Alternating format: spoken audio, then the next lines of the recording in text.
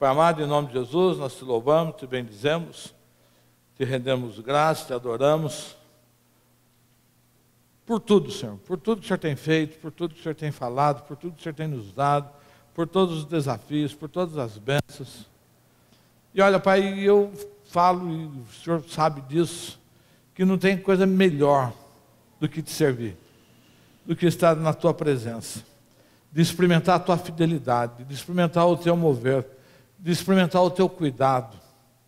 E eu quero, Pai, ser portador nesta noite da tua palavra, daquilo que o Senhor tem inspirado, daquilo que o teu Santo Espírito tem nos inspirado, e posso tocar os corações, e posso ajudar a estabelecer novas atitudes, novos comportamentos.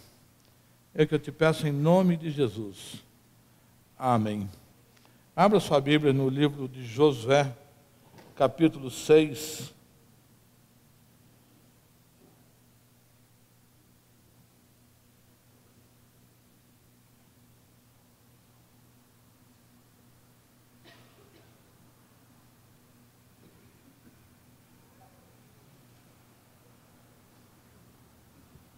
Verso 10, Josué 10, 6, 10. Porém ao povo, Josué tinha dado uma ordem, dizendo: não gritareis, nem fareis ouvir a vossa voz, nem sairá palavra alguma da vossa boca, até o dia que vos digo, gritai, então gritareis. E o Senhor tem ministrado esses dias, esse tempo de uma nova estação, que Ele falou, fomos introduzidos nisso nesses dias, e a gente pode sentir um novo tempo do Senhor, aquilo que Ele está produzindo. E essa semana o Senhor começou a ministrar muito sobre a questão da mentira. Né? O mundo é envolvido na mentira, né? Até outro dia atrás o mundo ia acabar no dia 20, não sei que dia que é.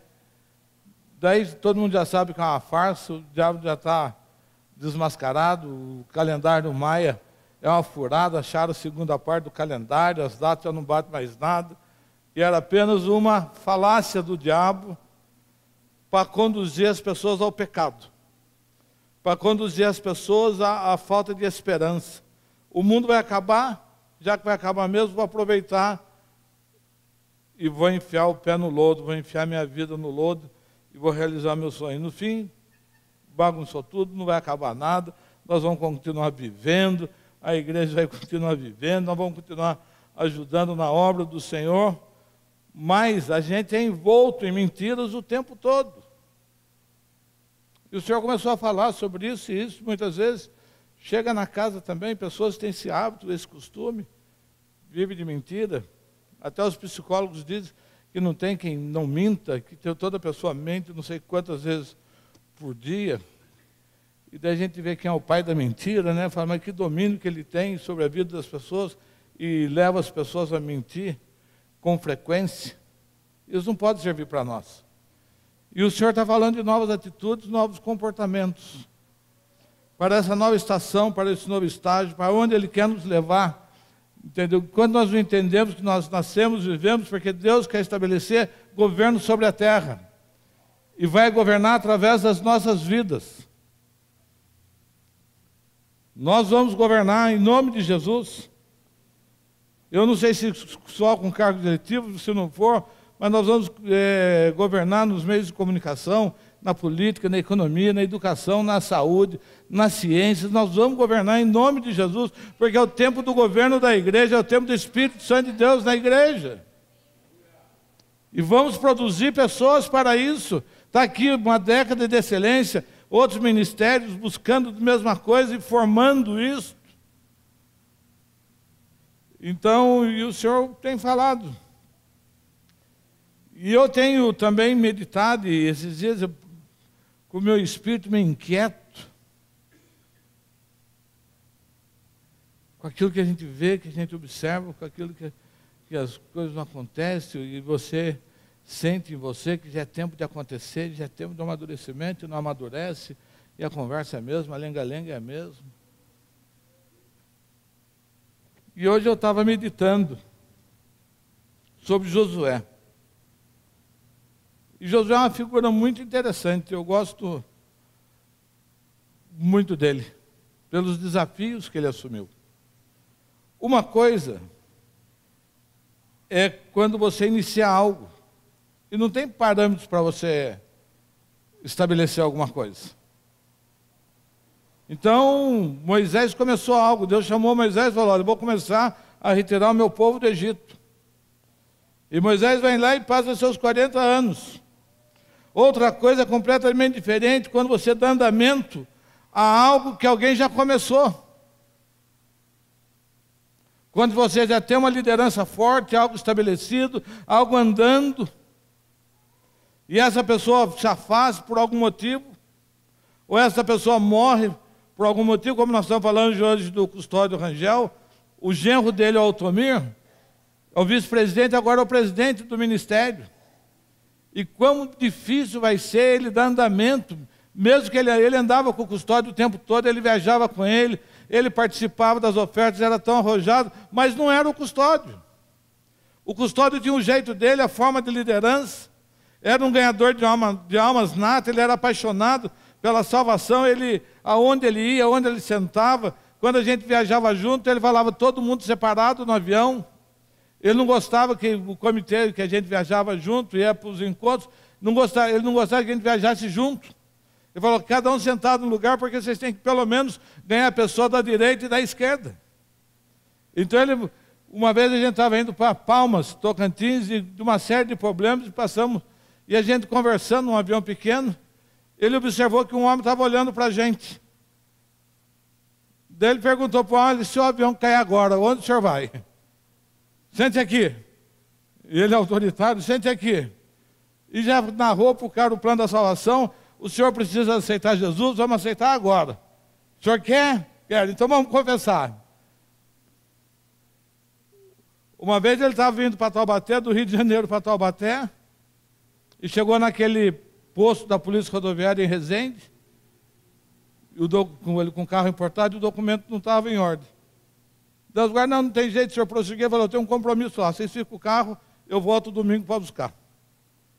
E ele veio para Taubaté, fez o seminário, ministrou, e quando ele voltou lá, tinha uns 15 guardas lá. Ele falou, olha, todos vocês para dentro, fica só um para fora para não ter bagunça no trânsito. E entrou lá e ministrou para aqueles policiais federais a salvação, e vocês precisam aceitar Jesus, e pá, ele era desse jeito.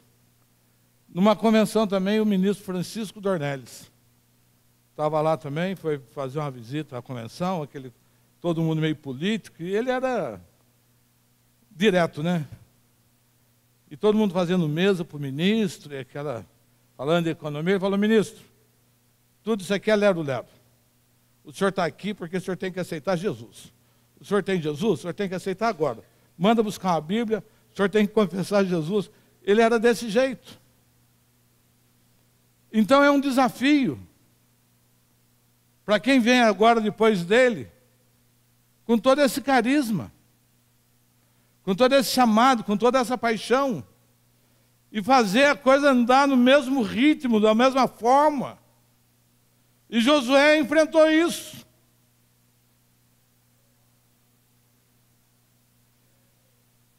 E agora, Moisés? E daí começam as perguntas, para onde estamos indo?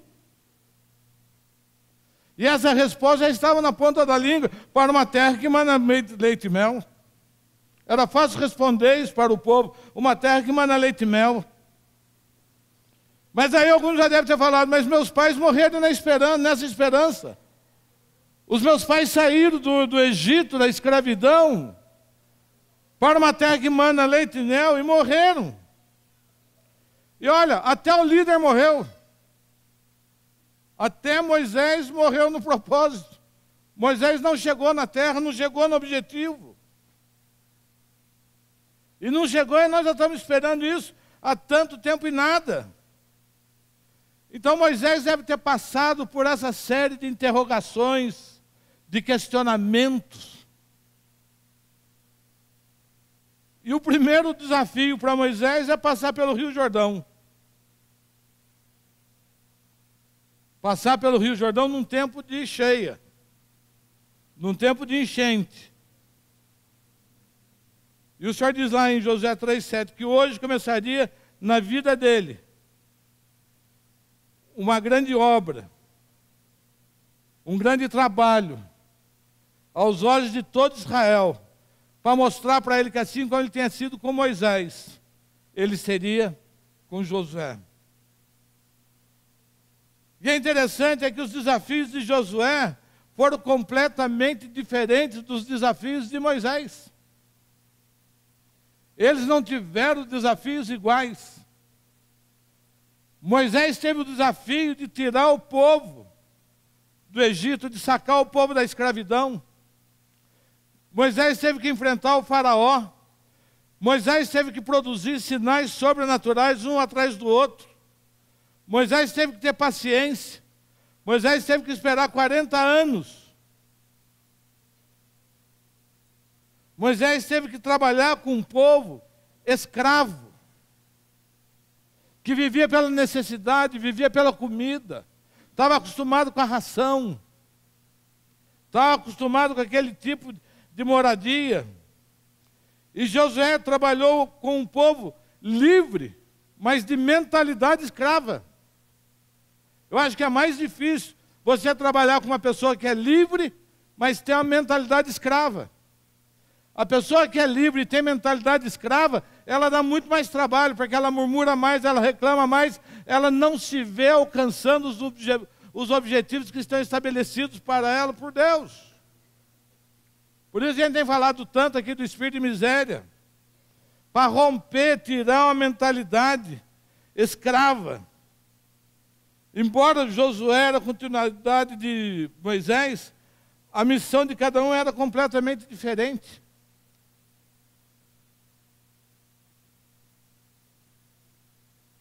E como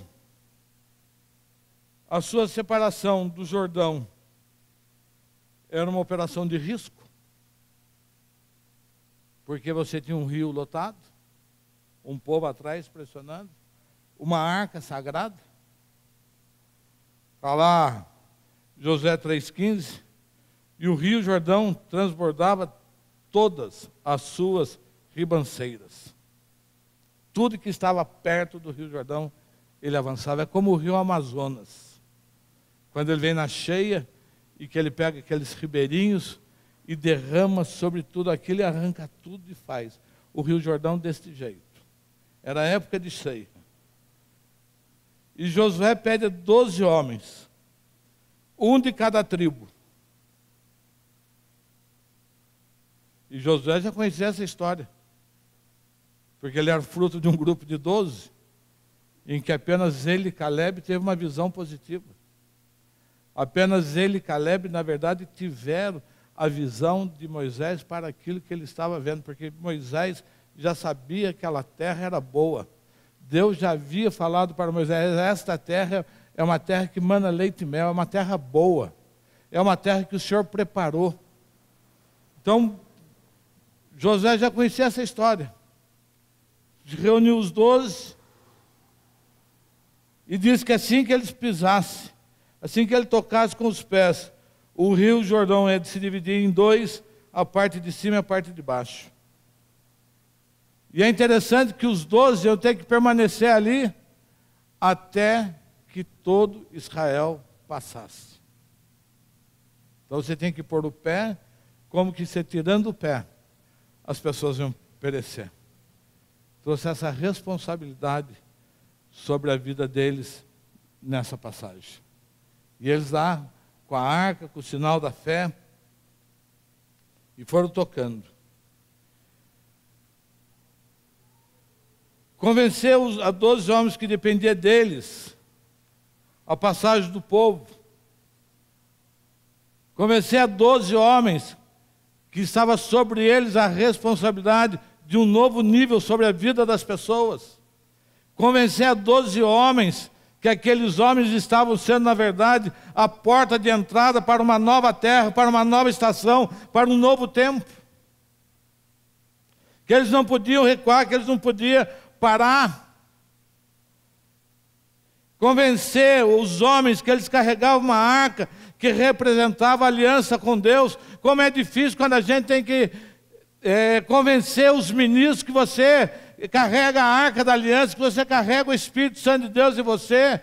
A cada obreiro, a cada pessoa que nós transportamos a arca da aliança na nossa vida.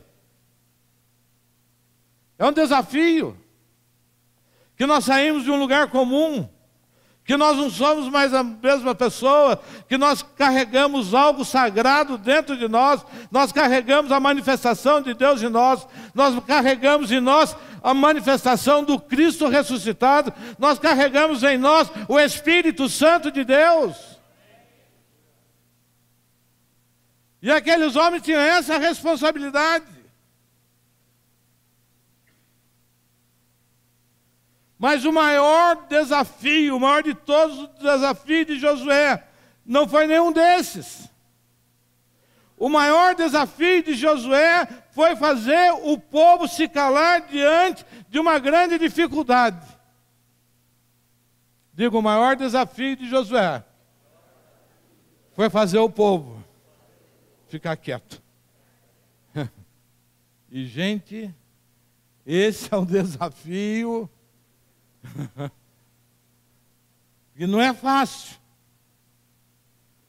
Não é fácil.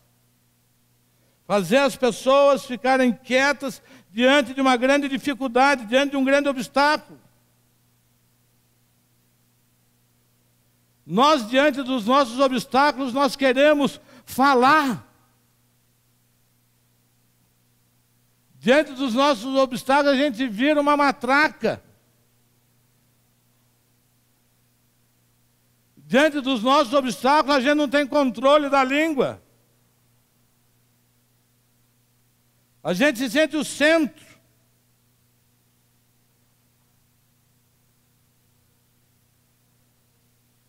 Diante dos nossos obstáculos, nós queremos falar e não queremos ouvir. Essa é a grande dificuldade do aconselhamento. A pessoa quer falar. Como disse o Tito para o Filipão, né? Você fala muito.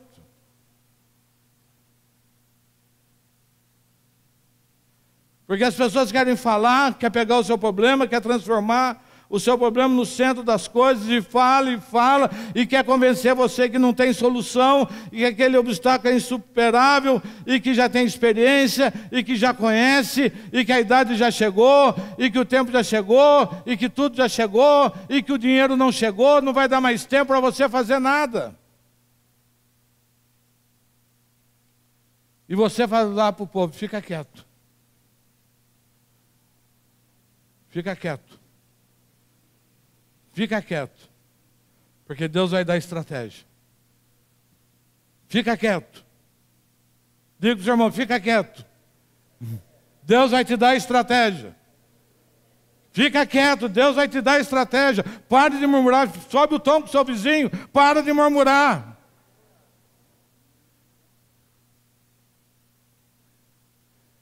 Porque se nós não calamos, nós não conseguimos ouvir.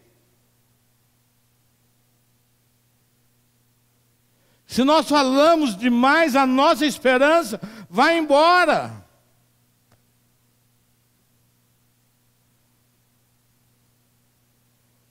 Jesus, diante do seu maior obstáculo, ele se calou.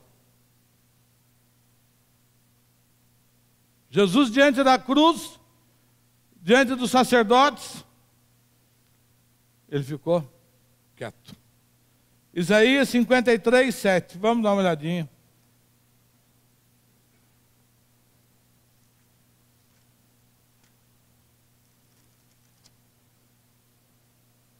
Ele foi oprimido e humilhado, mas não abriu, ele não abriu sua boca. E como cordeiro foi levado ao matadouro, e como ovelha muda perante os seus tosqueadores, ele não abriu a sua boca. Diga, ele não abriu a sua boca. Marcos 14, 61. Só para dar algumas referências.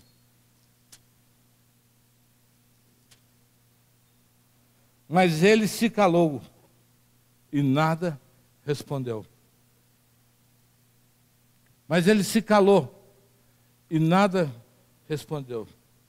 Marcos 14, 62. E disse: eu sou, e vereis o Filho do Homem assentado à direita de Todo-Poderoso, vindo sobre as nuvens. Ele falou: se eu falar, vocês não vão crer. E se eu falar, é capaz de eu jogar fora tudo aquilo que eu tenho reservado para mim. Muita gente joga tudo fora que Deus tem reservado para a sua vida, porque fala muito.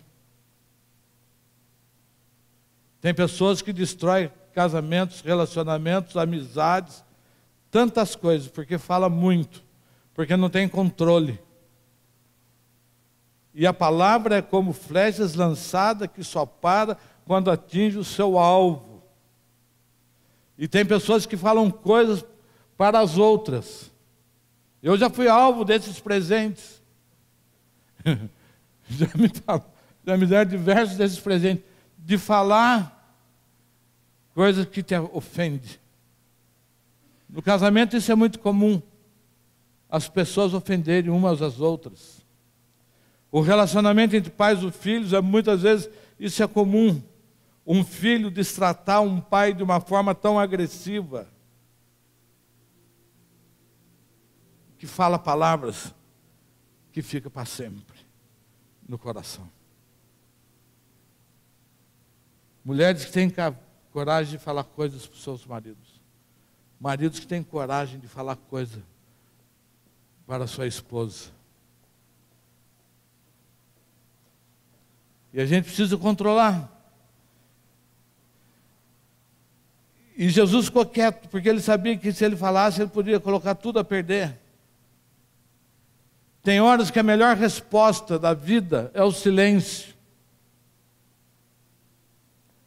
Tem horas que a melhor coisa da vida é você ficar quieto, você receber e ficar quieto.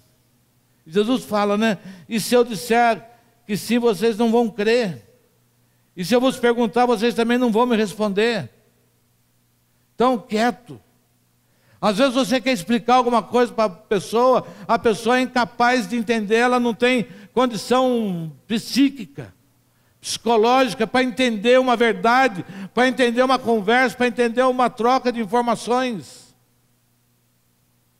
Então Jesus disse: se eu falar, você não vai crer. Tem pessoas que você tenta explicar, e a pessoa, então é melhor falar: vou ficar quieto. Vou aquietar meu coração. E por que Jesus fez tudo isso? Para nos libertar, para nos abençoar. Porque a acusação estava sobre nós, não estava sobre ele. A acusação era dos nossos pecados. O que ele estava resolvendo não era um problema dele. Ele não pecou, ele não errou, ele não fez nada. Mas se ele fala, ele nos jogaria de novo na lata do lixo. Se ele interrompe aquele processo que ele veio cumprir, nós estaríamos lascados.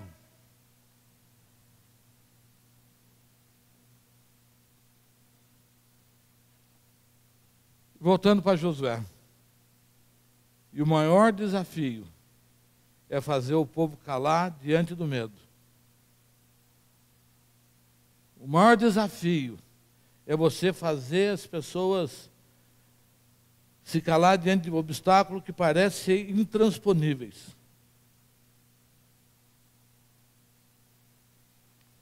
Porque quando isso acontece, a gente tem que ficar falando de fé. Nós ministros, nós somos geradores de esperança, as pessoas querem nos convencer. Às vezes eu estou aconselhando, a pessoa começa a argumentar, eu pergunto: por que você está aqui então?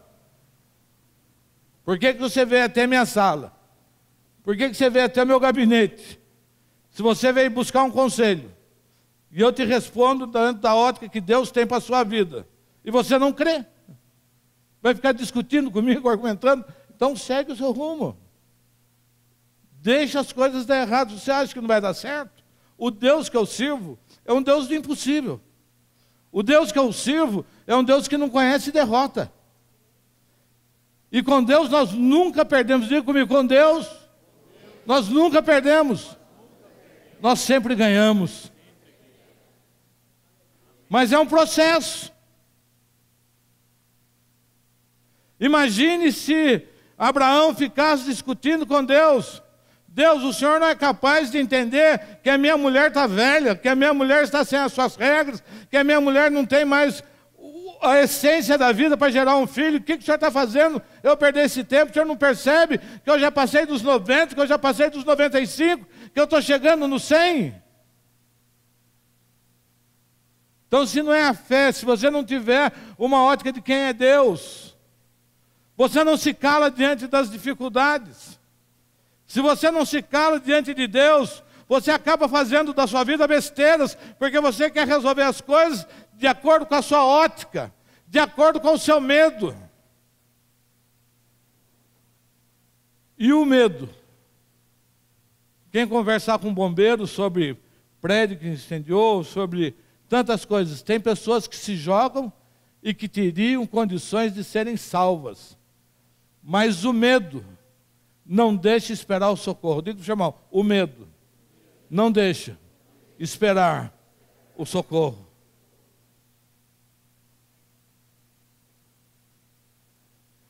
Muitas vezes, nós não conseguimos esperar o socorro. Muitas vezes nós não conseguimos esperar a providência de Deus. E se Moisés, se Josué deixasse aquele povo falando no ouvido dele o tempo todo, não vai dar certo, nós já chegamos até aqui, você já viu, os meus pais já morreram, meu avô morreu, agora você está querendo, agora nós estamos diante dessa muralha, essa muralha não cai de jeito nenhum, nós precisaríamos de não sei quantas milhões de pessoas, nós precisaríamos de não sei quantos milhões de dinamite, nós precisaríamos de uma estratégia. Então Josué, quer saber de uma coisa? Fique quieto. Diga para o seu irmão, fique quieto. Mas fala isso com autoridade. Quase que um cala-boca, né? Quase que um cala-boca. Fica quieto. Deixa Deus operar, diga para o seu irmão, deixa Deus operar, o socorro está vindo, a providência está vindo, o milagre está vindo, a providência vem em nome de Jesus. Não fique interrompendo, não fique murmurando.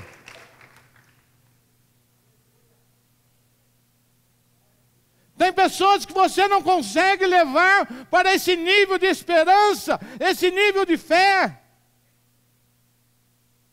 E fazem todo tipo de besteira.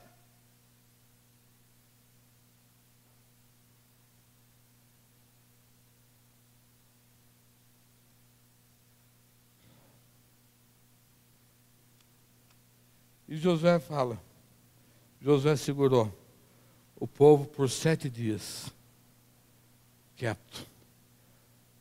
Eu tenho batalhas que eu quero vencer. Eu tenho obstáculos que eu quero vencer. Você tem algum? Alguém aqui tem algum obstáculo que precisa ser vencido? Ou será que só eu que tenho obstáculos para ser vencido? Eu quero transformar essa terra numa terra de adoradores, para não falar dos meus obstáculos pessoais que eu tenho que vencer, que eu tenho que alcançar.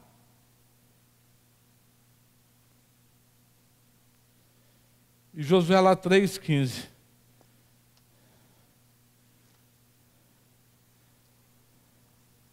Ele fala, gritai no dia certo. Diga comigo, gritai no dia certo. Gritai no dia certo. Não grite antes, não grite depois, grite na hora, grite sob uma voz de comando, grite debaixo de uma orientação, grite debaixo da fé. Josué fala, tocando os sacerdotes trombeta pela 7ª vez, ordenou Josué ao povo, gritai, pois o Senhor já vos entregou a cidade. Depois de 7 dias, gritai, pois o Senhor já vos entregou a cidade.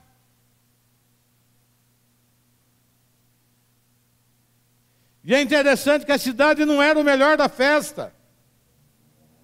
A cidade era apenas um ponto de passagem para um outro nível. Porque ele diz lá, porém a cidade está condenada, ela e tudo que tiver nela. Tem obstáculos que nós temos que vencer e passar para frente. O melhor da sua vida não está talvez apenas na queda desse obstáculo. O melhor para a sua vida está na próxima estação que Deus tem preparado para você.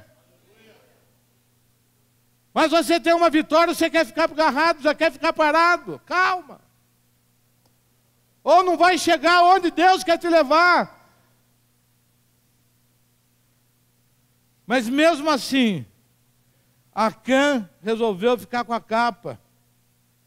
Não consegue esperar. E qual foi a grande obediência? Qual foi a grande vitória? Foi a obediência do povo. Pois o melhor estava por vir. Não fique detido e gritando diante do primeiro obstáculo. Nós estabelecemos alguns obstáculos e ficamos parados diante deles. Ele caiu, você passa. Avança. Muda de estação. Não tenha a primeira vitória como decisiva. Diga para o seu irmão, não tenha a primeira vitória como decisiva. Vitórias maiores virão até suas mãos.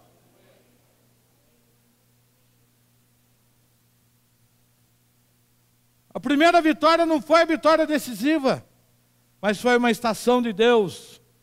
Foi a vitória que trouxe confiança. Foi a vitória que trouxe que o impossível pode ser vencido em nome de Jesus.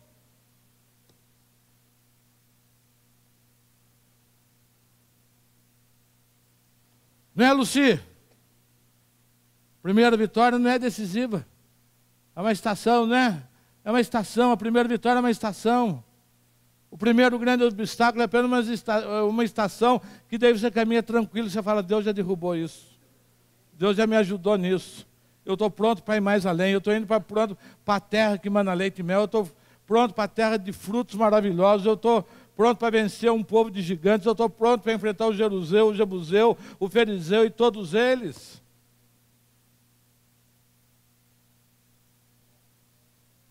O povo de Israel experimentou que pela obediência, que pelo silêncio, podia vencer.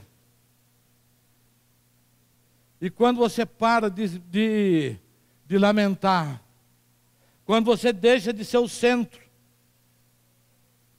quando você deixa de ser o centro das coisas, e o bem comum, o bem coletivo passa a ser o seu alvo. A nossa dificuldade de fé é que apenas a gente transforma os nossos objetivos na coisa principal. A gente não consegue se unir no objetivo comum. A igreja não consegue se unir no objetivo de ganhar almas. A igreja não consegue se unir no objetivo de transformar Taubaté numa terra de adoradores. E não entende que quando essa terra for uma terra de adoradores, todo mundo que mora nessa cidade vai ter a mesma visão que você tem da vida. Vai ter o mesmo caráter, vai ter a mesma honestidade. Essa terra será melhor. Mas a sua oração, a sua luta, a sua muralha é apenas pessoal. Não vai além disso. Não vai nada além disso.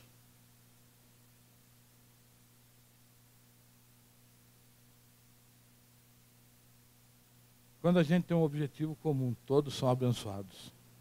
Diga, seu irmão, quando nós temos um objetivo comum, todos nós somos abençoados.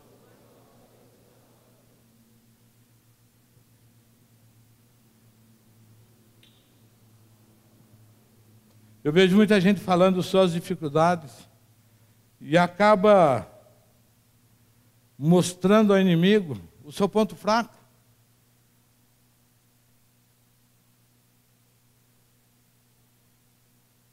Você chama a atenção do inimigo para o seu ponto fraco. Quando você começa a falar da sua dificuldade, a minha dificuldade como gordinho, eu gosto de comer uma bomba de chocolate da Brunella. E eu quero bomba de chocolate da Brunella, e é bomba de chocolate da Brunella, e daí eu nunca vou no aeroporto de São Paulo para comprar bomba da Brunella. Isso para não usar exemplo que não mexe com ninguém. Mas quando você fica falando só da sua dificuldade de dinheiro, você começa a atrair sobre você a dificuldade sobre o dinheiro, porque o diabo sabe que naquele ponto você vai falar mal de Deus, que você vai murmurar.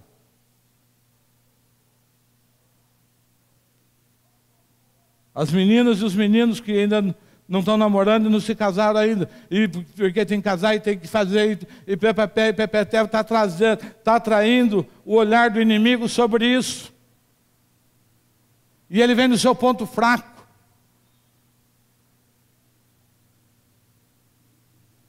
E ele vem no seu ponto fraco. Quando você começa a falar que a sua dificuldade é a falta de perdão, ele vem naquilo e começa a se instigar. Você não pode perdoar, você não deve perdoar. Essa pessoa não merece perdão, não merece isso, não merece aquilo. E ele vai te bombardeando em cima do seu ponto fraco. Esconda o seu ponto fraco. Quem aqui tem empresa, o que nós fazemos? Como vamos desenvolver uma estratégia de marketing vencedora? Enaltece os pontos fortes e esconde os pontos fracos. E a gente entra numa batalha no mundo espiritual só mostrando os nossos pontos fracos, atraindo a luta, mostrando para o inimigo. Aonde é que José trouxe a batalha sobre ele, quando ele falou dos seus sonhos para o seu irmão? Esther ficou 1 ano, diga 1 ano, esperando pela escolha do rei, quieta, sendo preparada, 2 estágios de 6 meses, quieta, não ficava em cima dos eunucos. É hoje? É hoje. O rei já escolheu, o rei já fez isso, o rei já fez aquilo, é hoje. Não, não era hoje, esperou 1 ano. Diga para o seu irmão, espere que o melhor está por vir na sua vida. Espere.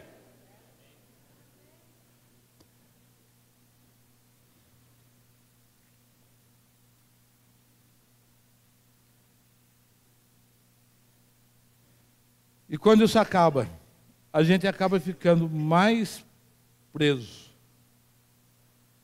Mais tempo que o necessário preso em algumas situações. A caminhada no deserto era para uma caminhada de 12 a 15 dias. 40 anos.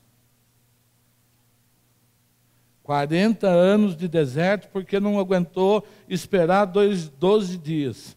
Não aguentou esperar 15 dias. Não aguentou esperar a sua bênção. Não aguentou esperar para ser livre. E já saiu lá do Egito, e reclamando, e murmurando, e não chove, e está quente, e quero comida, e quero maná, e quero cordão. Meu filho até outro dia estava preso, apanhando de tudo quanto é jeito. Para de reclamar. Né? Mas não dá vontade de pegar um cacetete. Para de reclamar. Outro dia você era um drogado, estava caído na rua. Outro dia era um lixo, não tinha respeito de ninguém. Hoje você está sentado sobre os príncipes, com os príncipes. Ah, não. Quieto. Quieto.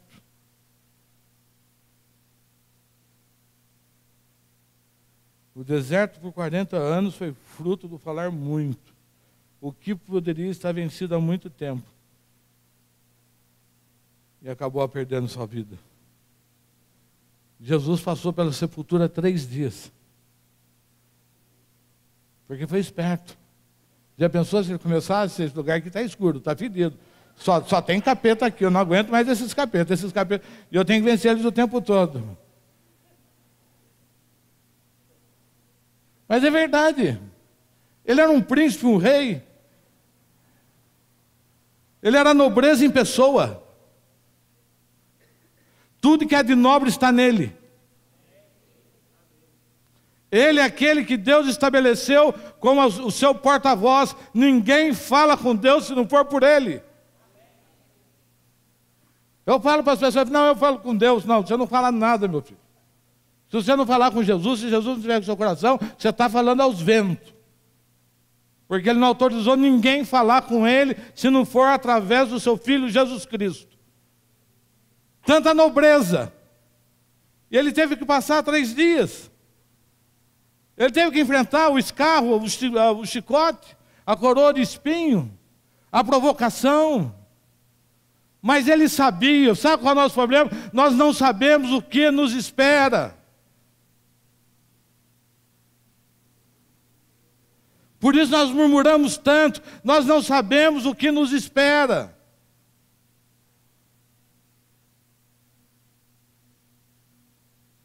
Amém? Amém? Nós não sabemos o que nos espera. Você não sabe o que Deus tem para você. Você não conhece a escritura dele. Ele diz que ele tem para você infinitamente mais. Sabe o que é infinitamente mais? É coisas que você não consegue alcançar com essa careca pelada sua, que do jeito que está, rapaz. Infinitamente mais, ele está dizendo, você com seu raciocínio humano, você não consegue alcançar o que eu tenho para a sua vida.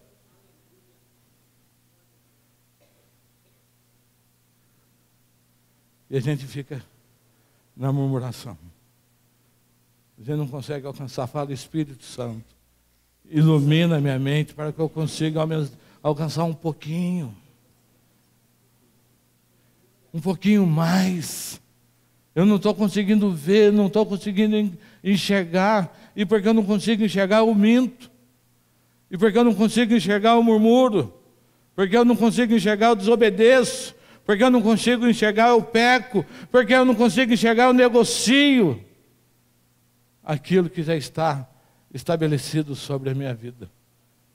Levante a sua mão e diga: o favor de Deus está estabelecido sobre a minha vida, em nome de Jesus.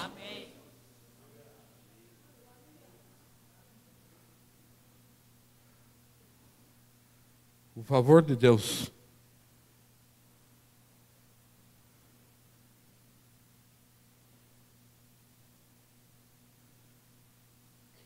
se você não sabe o que Deus tem para você, pare de falar, pare de murmurar, apenas ouça, apenas vença. Muitas lutas na minha vida, e não foi nenhuma nem duas, e até hoje venci pelo silêncio. Muitas.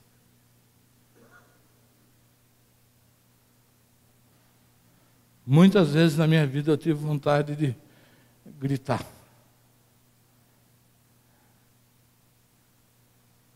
Mas eu falei, eu vou ficar quieto. Eu vou vencer essa batalha, como Josué venceu os muros. Quieto.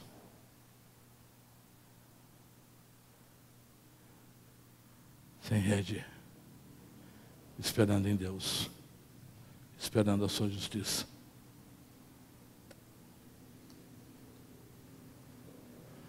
Eu entrei em uma sociedade uma vez que, já falei isso para a igreja, que não deu nada certo. Uma produtora de vídeo consagrada ao Senhor. E um irmão que era meio crente fazia parte dessa sociedade. Meio crente, gostava, queria ser sócio. E consagramos, e a coisa não andava. O som mudou. Alguém mexeu no som. E a coisa não andava. Daí nós vamos fazer uma campanha de oração. Daí nós começamos lá na sede da KS, a produtora no outro lugar. Daí começamos a orar, daí eu falei para o pessoal, olha, nós vamos fazer uma campanha de orações, nós vamos orar aí. Não, aqui não. Mas por que não? Nós somos sócios. Porque a turma estava queimando uma maconha dentro da produtora. Até aí até que dá para superar. Mas ele estava produzindo filme pornográfico com o material da produtora consagrada ao Senhor. Daí a sociedade acabou. Não tem mais jeito. E daí a mulher dele foi lá na minha mulher. Está vendo? O L é ruim, o L é isso, o L é aquilo. Tudo que o L era, ela falou. E arrumou mais alguns adjetivos que eu não era, mas ela incluiu também no pacote. Veio de brinde. Adjetivos plus. Algo a mais. Eu falei para minha mulher, não é. Aí minha mulher também ainda me xingou, ficou brava. Estou bem arranjado. Depois de 6 anos, essa mulher e as suas irmãs foram lá na minha casa para pedir perdão para mim e para minha esposa, porque ela entendeu que era o marido dela, que era safado. 6 anos. Em silêncio. Porque é aquilo que Jesus fala, se eu falasse, ninguém acredita. 6 anos. Você carregando.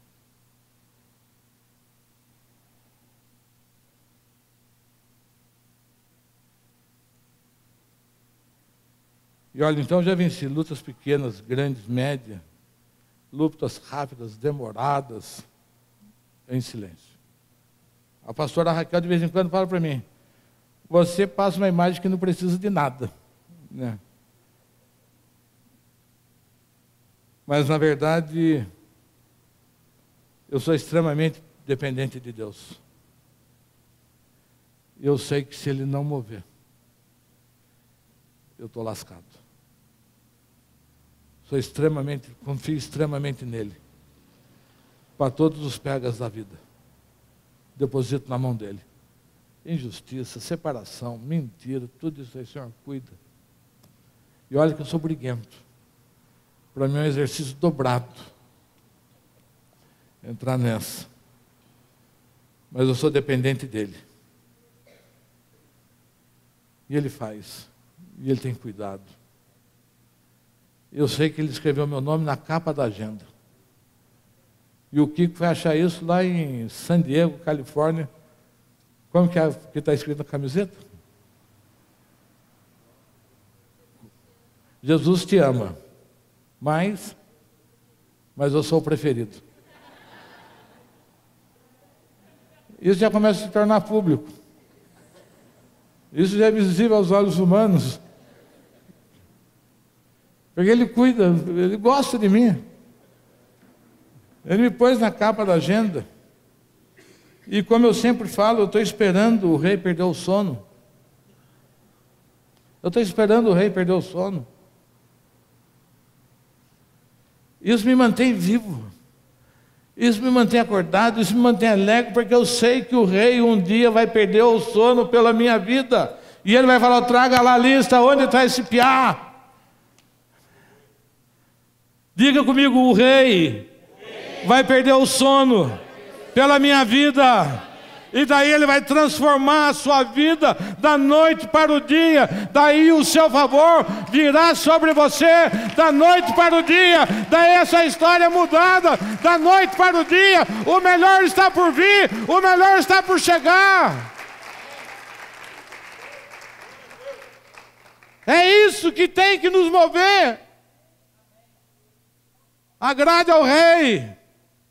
Agrade ao rei, agrade ao rei, agrade ao rei, agrade ao rei. Faça o que o rei gosta, use o perfume que o rei gosta, ministre palavras que ele goste, se comporte como ele gosta, e um dia ele vai perder o sono por você. Oh, que paciência que eu tenho que ter.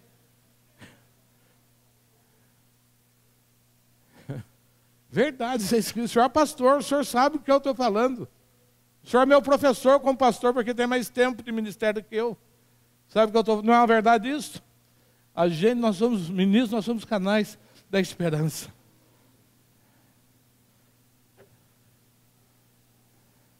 Às vezes a pessoa vem, onde está o problema? Não tem problema nenhum, está tão fácil de resolver, tão fácil de solucionar. E nós estamos numa estação e de muita bênção. Eu quero convidar você a silenciar nos próximos dias. Tudo isso é para falar isso. Podia ter começado, gente, vamos silenciar por alguns dias, e daí a gente já teria feito um comercial de 7 segundos e a coisa já estaria resolvida. Mas vamos nos silenciar por uns 7 dias. Jejum de falação. Tem gente que não aguenta. Jejum de falação, jejum de... Eu não vou poder murmurar nada, nem um pouquinho não. Nem do meu marido não, nem do seu marido. Nem do passarinho que canta no meu ouvido todo dia, às 5:30 da manhã, nem dele, nem do galo que canta. Nem do vizinho que liga a moto sem escapamento para sair trabalhar, e vai embora. 7 dias. 7 dias. Até que o Senhor nos diga: gritai, porque a vitória é sua, no nome de Jesus. 7 dias. E olha, isso me inclui no pacote também. Nem contra mim vocês podem murmurar também. Por favor, me inclua. Me selecione. Me inclui também no pacote anti-murmuração. Não vou murmurar contra a vida do apóstolo, mesmo com a quantidade de não que ele me disse. Mas 7 dias. Vamos controlar. Se for xingar, chame de abençoado. Se bater a cabeça, obrigado, Jesus. Esse é o sinal quando você está convertido. Quando você dá uma topada com a sua unha encravada, dedão latejando, você pimba, Jesus, obrigado por essa pedra. 7 dias. Mas eu sei que o Senhor quer desatar algo grande sobre as nossas vidas nesses próximos dias, em nome de Jesus. Amém?